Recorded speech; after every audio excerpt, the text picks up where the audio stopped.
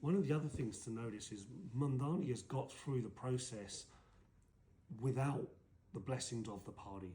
And once again, I'm going to be looking at these global patterns that we see.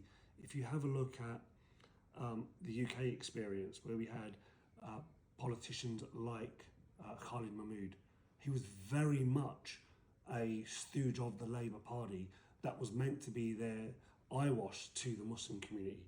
He didn't represent us, supported the war, abstained from major legislation that affected us, supported legislation that was against the Muslims, but he was very much the old school type of, we've got a brown face in a high place, a Muslim who can be the guy that says Muslims are a problem. And Mamdani is very much a very different type of character. And that over the last 5, 6, 7 years, we're seeing much more independent, much more confident Muslims getting into politics and not betraying their principles for the sake of the party machine. And I think that's due to two things.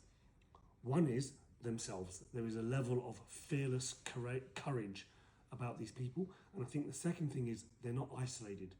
In the olden days where you had, once again, UK politics, or even Australian politics with Fatima Cayman, you had these independents, Saida Varsi, who is a Muslim, overtly a Muslim, cares about Islam, cares about the politics that the Muslims are being demonized, or Sadiq Khan. They got into politics, but they were isolated. So the attacks are constant, never ending, and there's very little support from her own community. So you end up compromising, being compromised, being isolated.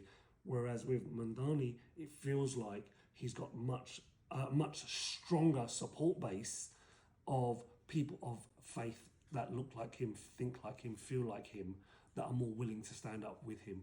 Whereas in the olden days, how far back do you want to go? You had Khalid Mahmood. He looked like us. He did not think like us. He did not represent us. And he betrayed us. At every given moment, he betrayed us. And that was the type of politicians that were getting through the system because they were acceptable to the power structures.